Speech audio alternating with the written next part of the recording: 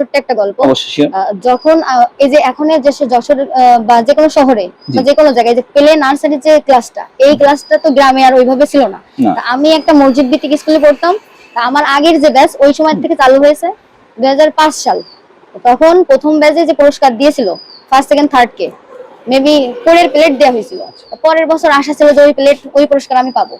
পরের বছর দেখা গেল যে আমাদেরকে দিচ্ছে বই, 3-4টা বই দিল, সাথে আরো গিফট ছিল। কিন্তু বই দেওয়ার পরে ওই যে প্লেট দিন, ওই আগ্রহটা আমার তো চোখে পানি চলে আসছে, কান্না এসে গেছে যে ছোট তখন আমি, বই কেন দিল? তখন আমার আম্মু বলছিল যে বই দিয়েছে, এই বই তুমি যতদিন থাকবা বা তুমি না থাকলেও তোমার এই বই থাকবে, কিন্তু প্লেট যদি দিত প্লেটটা পরে ভেঙেও যেতে পারতো, এই মুহূর্তে ভেঙে যেতে পারতো। সেই বই আজও আমার কাছে সেইভাবে অক্ষত, সেই নতুন অবস্থায় আছে।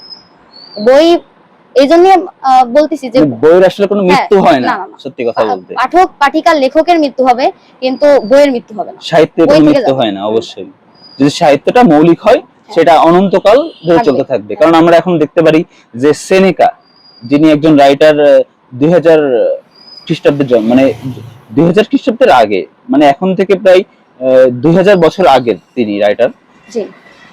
মূলত উনি ছিলেন একজন ফিলোসফার।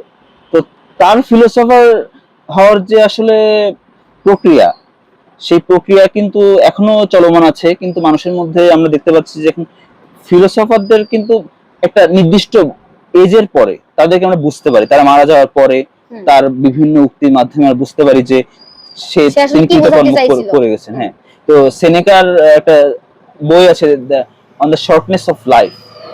তো এত দীর্ঘদিন পরেও তার বইটা মানুষ যে পড়ছে, ঠিক আছে, তো এটা একটা আশ্চর্য বিষয় যে তিনি বইয়ের ভিতরে কি এমন লিখে গেছেন সেটা আমাদের পাঠকদেরকে আকৃষ্ট করছে। অবশ্যই।